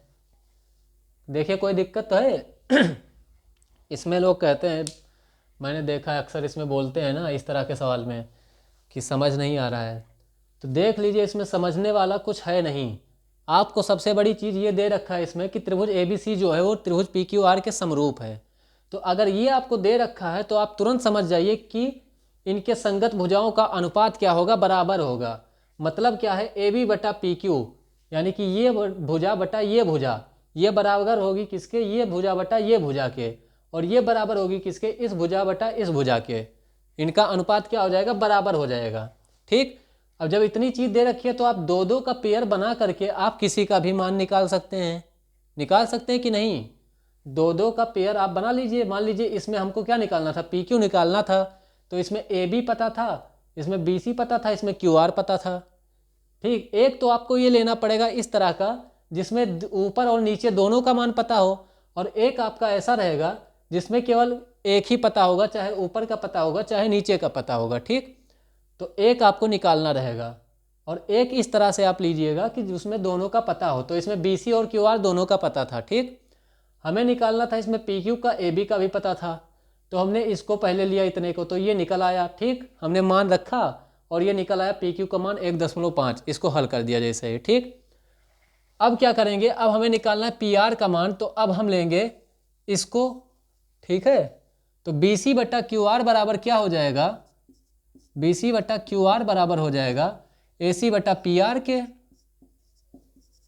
अब बी सी का मान कितना है, तो बी सी का मान है 5, क्यू आर का मान कितना है, क्यू आर का मान है 2.5, बराबर में क्या है, ए सी का मान कितना है, ए सी का मान है 6.5, और पी आर का मान कितना है, तो हमको पता ही कहाँ है पी आर का मान, वही तो हमें निकालना है ना। अब क्या हो जाएगा, ये दशमलव यहाँ से हटाएंगे, 50 हो गया, 25 एकम 25, 25 दूना 50। अब तिरछा गुणा होगा तो ये हो जाएगा 2 गुणे पी आर, और ये 6.5 ही रहेगा।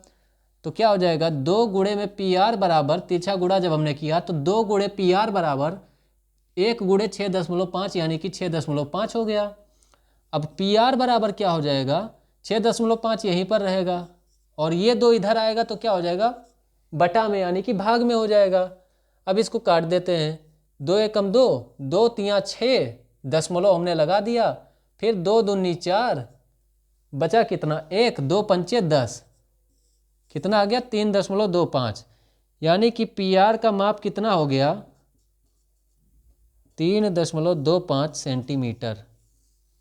कितना हो गया 3.25, लिख क्यों नहीं पाई थे ये मेरे के, सेंटीमीटर, ये इसका माप हो गया। तो देखिए बहुत ही आसान है, इसमें कुछ है नहीं। ठीक है, बस आपको ये पता होना चाहिए कि संगत भुजाओं का अनुपात क्या होता है, समरूप है अगर तो बराबर होता है। ठीक,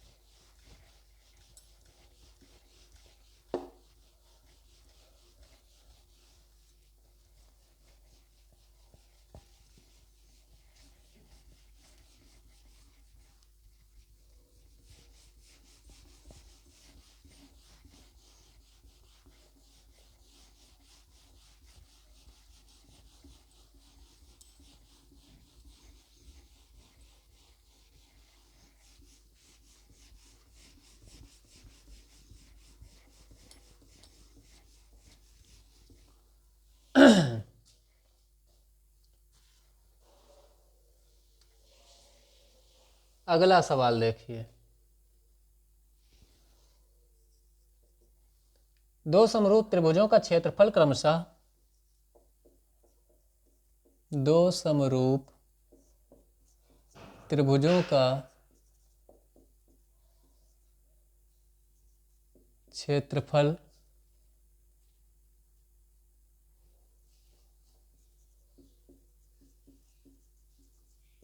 क्रमशः 49 सेंटीमीटर स्क्वायर तथा 64 सेंटीमीटर स्क्वायर है। ठीक है भैया, आगे बताओ। उनकी भुजाओं का अनुपात ज्ञात करें। उनकी भुजाओं का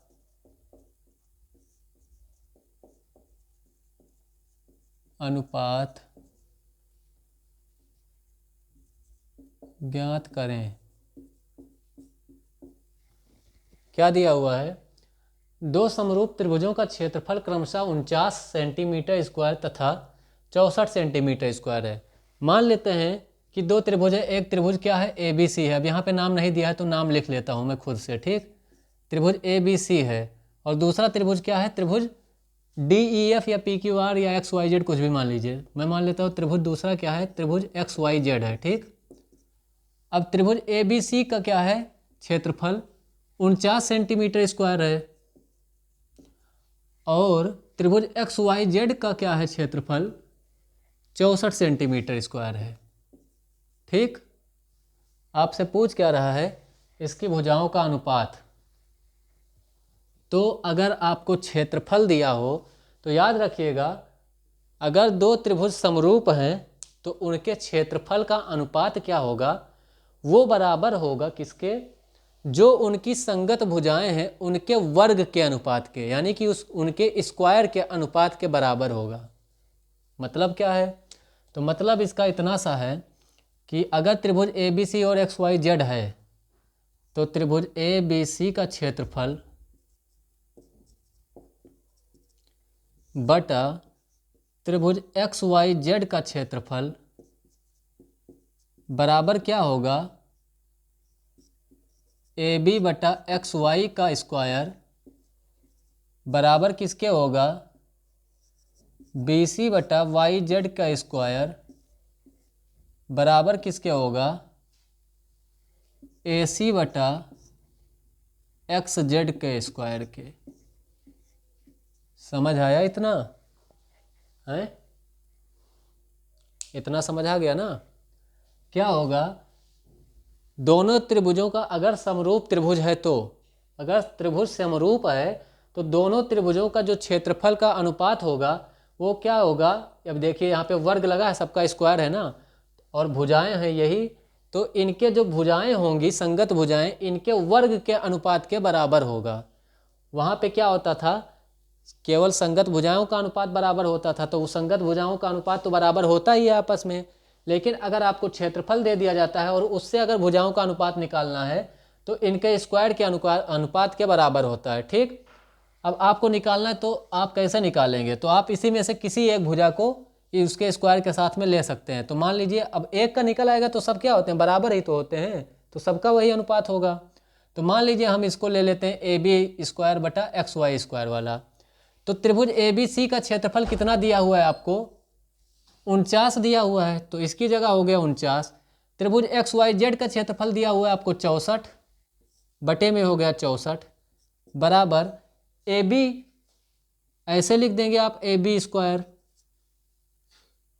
AB बटा XY का होल स्क्वायर है ना, यानी कि क्या है? ये स्क्वायर दोनों पे लगा है, इस पे भी है और इस पे भी है, तो AB का स्क्वायर हो गया और बटा में क्या हुआ? XY का स्क्वायर हो गया।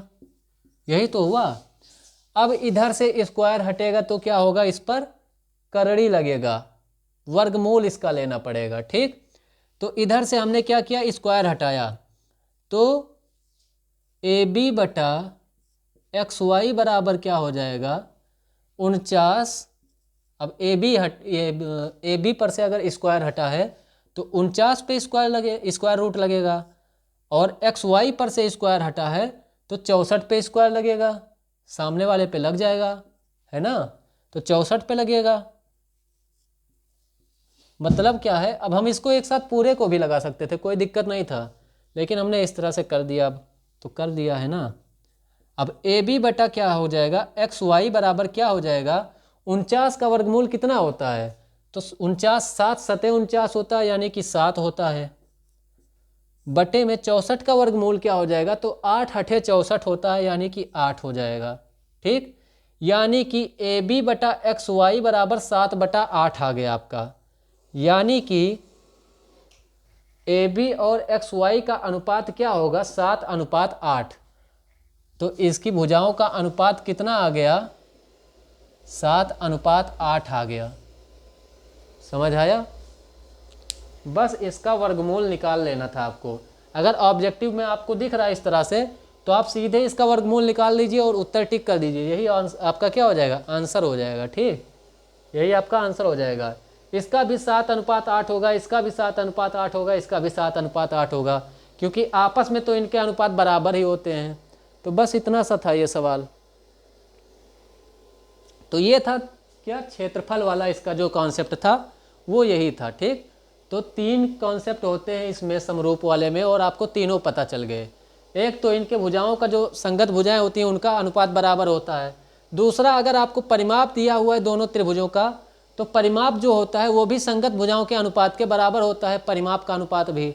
और अगर आपको क्षेत्रफल दिया है, तो क्षेत्रफल क्या होता है, जो संगत भुजाएं होती हैं उनके वर्ग के अनुपात के बराबर होता है। तो ये 3 कॉन्सेप्ट हैं, और यही तीनों पे क्या होते हैं, सवाल लगते हैं इसमें। ठीक,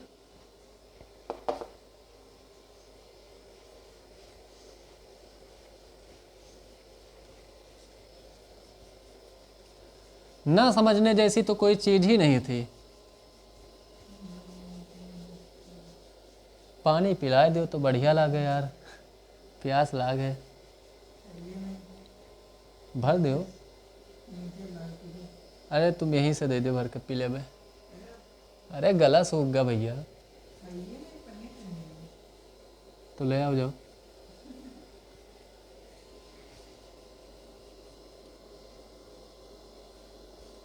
ले आओ, ब्लोवर चलाए बैठा हो।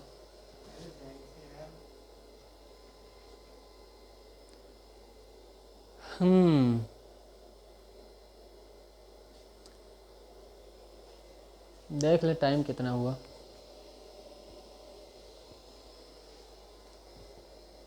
यदि त्रिभुज ए बी सी समरूप है त्रिभुज डी ई एफ के,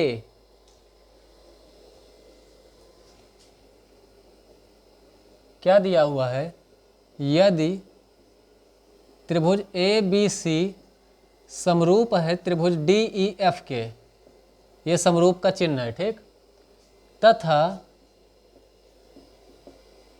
त्रिभुज ए बी सी का क्षेत्रफल 144 सेंटीमीटर स्क्वायर, त्रिभुज ए बी सी का क्षेत्रफल 144 सेंटीमीटर स्क्वायर, और त्रिभुज डी ई एफ का क्षेत्रफल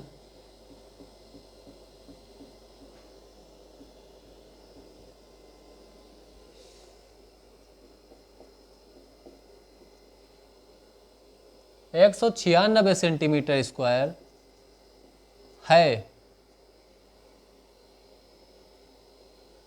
और क्या दे रखा है, भुजा ई एफ बराबर, भुजा ई एफ बराबर,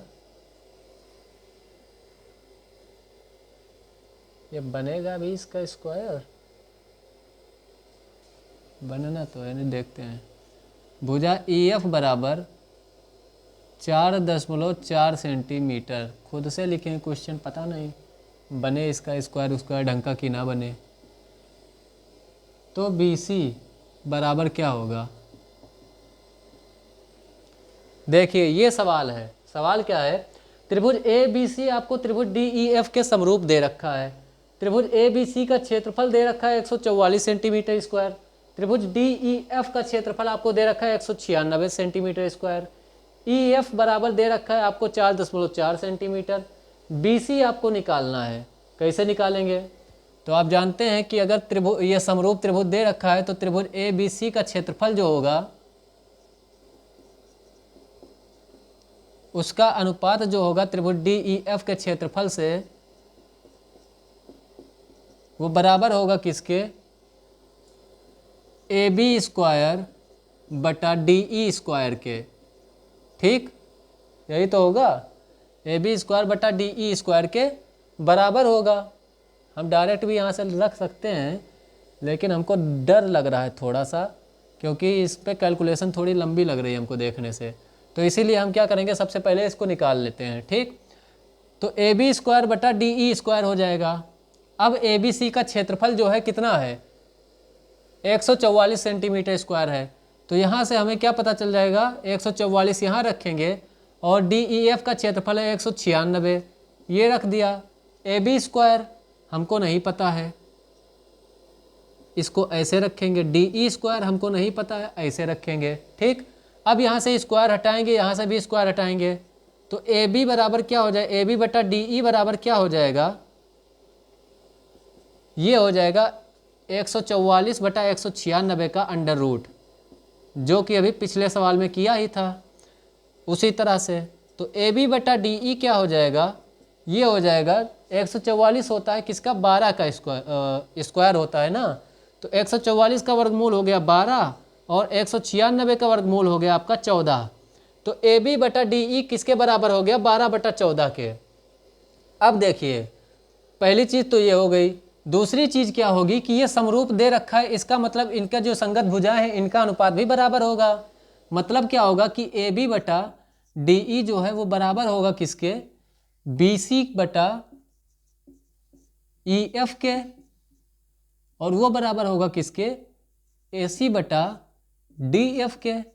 तो हमको निकालना क्या है, बी सी हमको दे ही रखा है, दे रखा है कि नहीं, नहीं बी सी हमको निकालना है, ई एफ हमको दे रखा है। ठीक है, ये हमको पता है और ये हमको निकालना है, और हमको ए बी और डी ई भी अब पता चल गया है कितना है। ठीक, तो हम क्या करेंगे, इसी में रख देंगे मान। तो ए बी का मान कितना है, तो ए बी का मान भाई इसके सामने वाला यही हो जाएगा 12, है ना। ए बी का मान 12 है और डी ई का मान क्या है, 14 है। तो 12 बटा 14 बराबर किसके हो जाएगा, बी सी। बी सी का मान हमको निकालना है, इसको ऐसे रहने दीजिए। और ई एफ का मान हमको दे रखा है 4.4, यहाँ पे हम रख देते हैं 4.4 के। ठीक, इतना सब कुछ ठीक है। देखिए यहाँ पे क्षेत्रफल वाला हमने लगाया, इसका जो क्षेत्रफल वाला कॉन्सेप्ट है उसको लगाया, तो यहाँ से हमने भुजाओं का अनुपात पता कर लिया। अब भुजाओं का अनुपात जो है वो संगत भुजाओं के बराबर होता है, यही तो है अगर समरूप है त्रिभुज तो वो वाला कॉन्सेप्ट भी हमने लगा दिया। अब देखिए क्या होगा, अब ऐसे तिरछा गुणा होगा। ठीक, तो 12 गुणे में 4.4 क्या हो जाएगा, बराबर बी सी गुणे 14। अब क्या हो जाएगा, तो 12 गुणे 4.4, ये इधर आ जाएगा बटे में 14 बराबर बी सी। 2 सत्ते 14 और 2 दूनी 4.2 दूनी 4। ठीक, कितना आ गया, 2.2। बी सी बराबर क्या हो जाएगा, 12 दूना 24 के 4 हासिल 2, 12 दूना 24 और 2 26, 26.4 बटे में है 7। इतना आया बी सी बराबर। अब इतना आ ही गया है तो थोड़ा सा भाग देके इसको कर ही देते हैं ढंग से, है ना। तो 7 एकम 7, 7 तियाँ 21, बचा कितना 5, दशमलव हमने लगा दिया, 5 बचा है, ये हो गया 54। 7 अठे होता है 56, यानी कि 7 सता 49, 7 सता 49, 7 अठे 56, ज़्यादा हो जाएगा, 7 सता 49 और 5 बचा 50 हो गया, फिर 7 सता 49 हो जाएगा।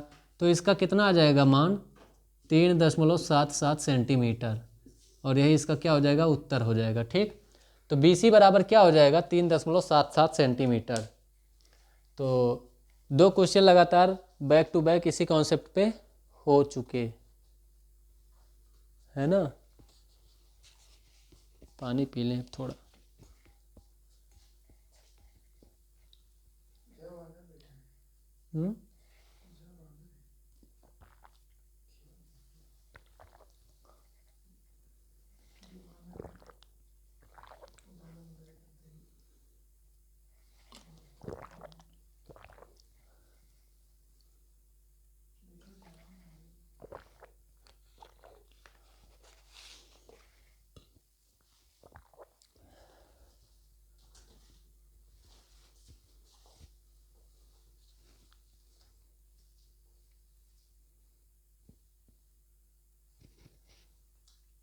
एक छोटा सा सवाल और बताइएगा।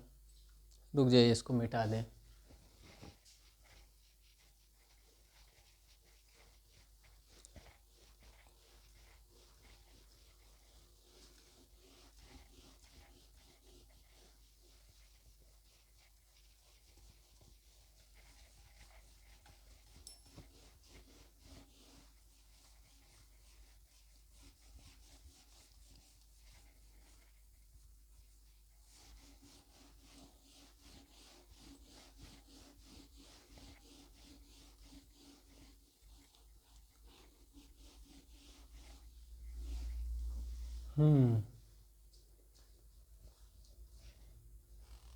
देखिए, एक त्रिभुज की भुजाएं,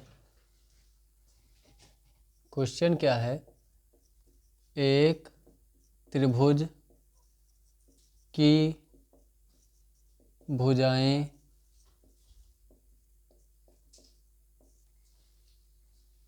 3 सेंटीमीटर, 4 सेंटीमीटर तथा 7 सेंटीमीटर हैं।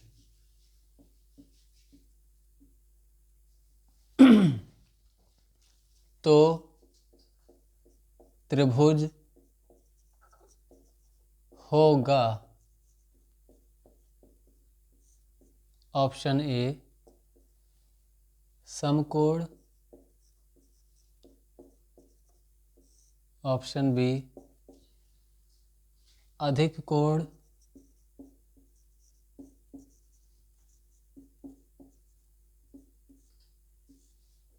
ऑप्शन सी समबाहु, ऑप्शन डी विषमबाहु, और ऑप्शन ई, एक और ऑप्शन दे देता हूं, इनमें से कोई नहीं।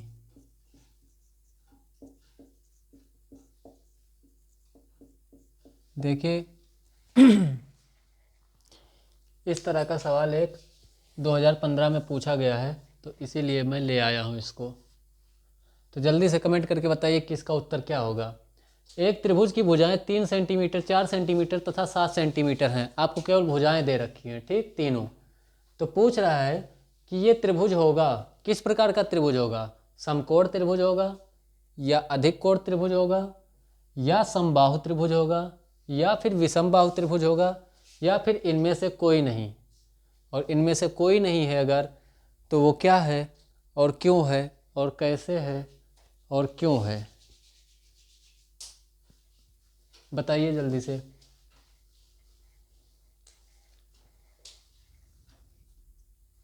विषमबाहु राक्षस है कि त्रिभुज है? समबाहु, विषमबाहु। देखिएगा, त्रिभुज की कुछ प्रॉपर्टी होती हैं जो उसको त्रिभुज बनाती हैं। कौन कौन सी प्रॉपर्टी होती हैं? पहली चीज़, उसमें 3 भुजा होनी चाहिए, ठीक। क्या होनी चाहिए? पहली चीज़ जो है, बिल्कुल बेसिक चीज़, त्रिभुज में 3 भुजाएं होती हैं। और क्या होती हैं? जब 3 भुजाएं हैं, वो तीनों भुजाएं क्या होती हैं?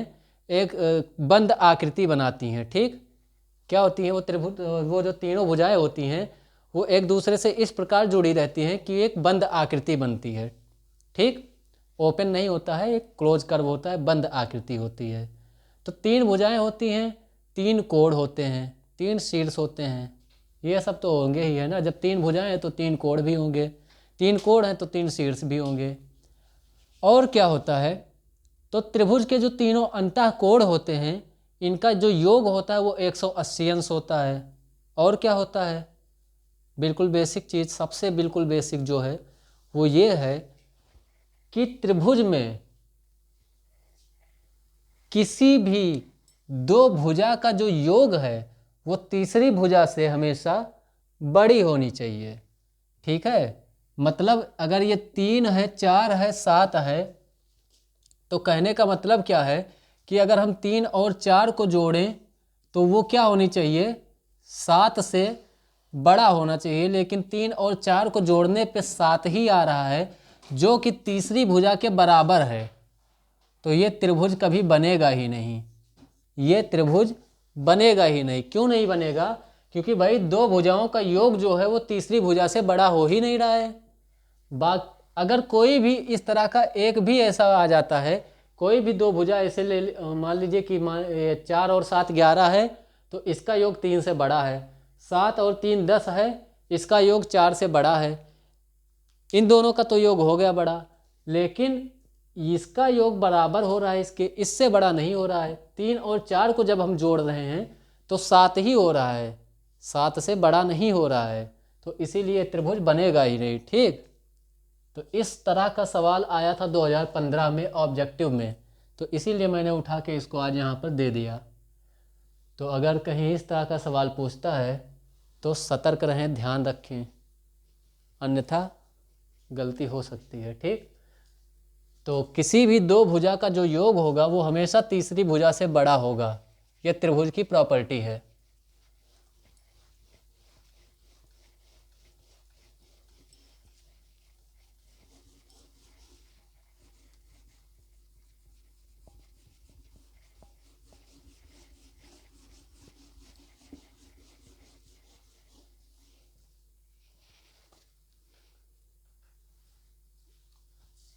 अब ख़त्म करते हैं ना, 1.5 घंटे हो गए, बाकी का सवाल कल कराएंगे।